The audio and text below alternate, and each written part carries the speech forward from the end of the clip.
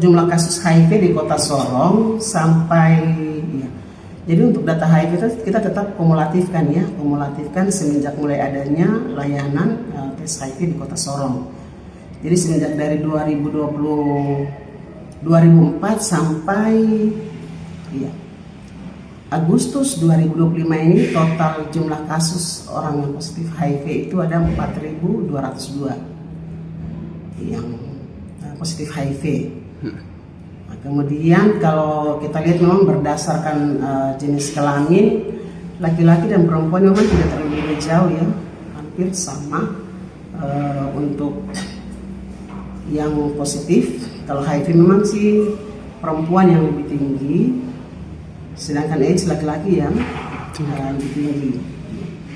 Kemudian berdasarkan umur, ya usia paling tinggi di sini adalah ya, usia 20 sampai 29 tahun, 30 sampai 39 tahun yang dikatakan sebagai usia produktif.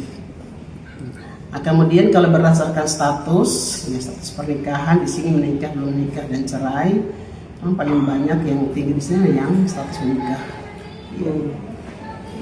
Kemudian ini berdasarkan pendidikan, ya, ada tidak sekolah SD, SMP, SMA dan perguruan tinggi. Yang paling tinggi di sini adalah yang tamat SMA, itu yang kasusnya paling tinggi. Kemudian ada SMP, ya, kemudian juga ada perguruan tinggi, SD dan yang tidak sekolah, malah yang tidak sekolah yang kasusnya lebih di bawah, ya, ketimbang yang tingkat pengetahuannya di atas. Ya.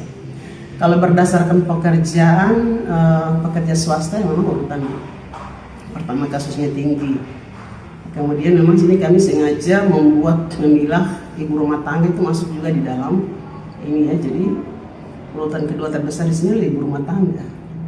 Dan kalau lihat dari kasus positif setiap tahun ibu rumah tangga sampai ibu hamil itu cukup lumayan. Di data kita saja yang 2025 ini sampai Agustus kemarin ini sekitar 23 ibu hamil yang positif HIV. Makanya kita ada program PMTCT, pencegahan HIV dari ibu ke anak atau bayi yang baru lahir. Ya. Jadi kalau memang diperiksa secara dini, nah itu bagus, dia bisa mendapatkan pengobatan, berarti mencegah tertularnya HIV kepada anaknya atau bayinya. Tapi kalau dia sudah datang terlambat, trimester kedua waktu itu sudah usia kehamilan 4 bulan, 5 bulan, 6 bulan, berarti sudah terlambat. Sudah menyebar. Untuk penanganan, berarti solusinya harus operasi sesar. Iya. Nah, kemudian kalau berdasarkan kita lihat berdasarkan faktor risiko, memang di sini ada melalui ya, seksual, kemudian ada melalui perinatal, kemudian ya.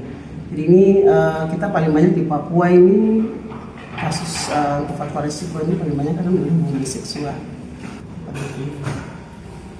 Ini juga sekarang juga banyak kasus LSD ya, laki-laki seks dan laki-laki sekarang lagi banyak lagi meningkat ini anak muda. Ini juga mungkin takutnya ke depannya malah bisa ini lagi terbalik, yang heteroseks ini mungkin bisa berubah. Nah, kalau untuk jumlah kasus positif terbaru di 2025 ini dari Januari sampai Agustus itu 222 itu jumlah kasus baru positif. Tapi kalau dibandingkan 2024 kemarin sampai Desember itu 215. Tapi 2025 ini kita baru sampai di Agustus sudah 222. Kalau upaya yang pertama tetap kita melakukan sosialisasi, informasi, edukasi kepada masyarakat. Kemudian sudah ada tersedianya layanan kesehatan, tinggal bagaimana masyarakat datang untuk mengakses, untuk bisa melakukan pemeriksaan secara dini. Kemudian SDM sudah tersedia cukup, kita punya fasilitas juga mendukung, obat-obatan semua tersedia. Tinggal masyarakat mengakses untuk mendapatkan pemeriksaan secara dini untuk mengetahui status, supaya bisa mendapatkan pengobatan ya, secara dini. Rata-rata paling banyak itu yang sudah merasa bergejala atau rata-rata dia mungkin dia ada melakukan kontak dengan kelompok risiko tinggi tadi itu.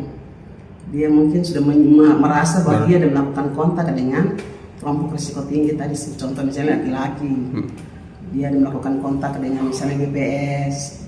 Jadi WPS itu yang banyak sekarang lagi marak juga adalah yang di jalanan yang sulit dijangkau. Kalau yang misalnya ada di lokalisasi itu memang programnya itu rutin jalan di sana, ada pemeriksaan rutin. Di panti pijat menyebar itu ada program rutin yang dilakukan oleh puskesmas, melakukan sosialisasi, edukasi, informasi di sana, dan pemeriksaan, ada pemberian kondom yang secara rutin teratur diberikan. Tapi kalau yang sulit ini yang di jalanan, ini yang susah dijangkau. Di aplikasi, Bu. Ya, jadi kami ada bermitra dengan teman-teman LSM yang bergerak untuk ini ya HIV ini. Jadi ada yang bergerak di bagian melakukan penjangkauan. Mereka menjangkau tadi itu ya hotspot tadi itu populasi kunci tadi di lokalisasi panti pijat Milibar. Nah itu mereka memberikan informasi, ya edukasi, kemudian nanti sama-sama dengan petugas puskesmas melakukan pemeriksaan. Jadi itu dilakukan setiap 3 bulan untuk melakukan pemeriksaan di tempat-tempat itu. Sedangkan yang di jalanan ini sampai hari ini banyak sekali kita kesulitan teman-teman yang di lapangan, yang LSM sulit sekali untuk menjangkau. Iya, untuk fasilitas kesehatan khususnya di Kota Sorong untuk layanan HIV, kita di Kota Sorong itu ada punya 10 puskesmas. Semua sudah menyediakan layanan tes HIV dan juga pengobatan ARV. Kemudian Rumah Sakit Celebe Solo dan Rumah Sakit Dr. 7 Angkatan Laut. Jadi layanan yang kita undang ini layanan yang sudah memulai layanan tes HIV dan sudah ada pengobatan. Jadi selain sasaran yang tadi, yang populasi kunci tadi itu, termasuk juga PrEP ini diberikan kepada pasangan ODA atau ODIF.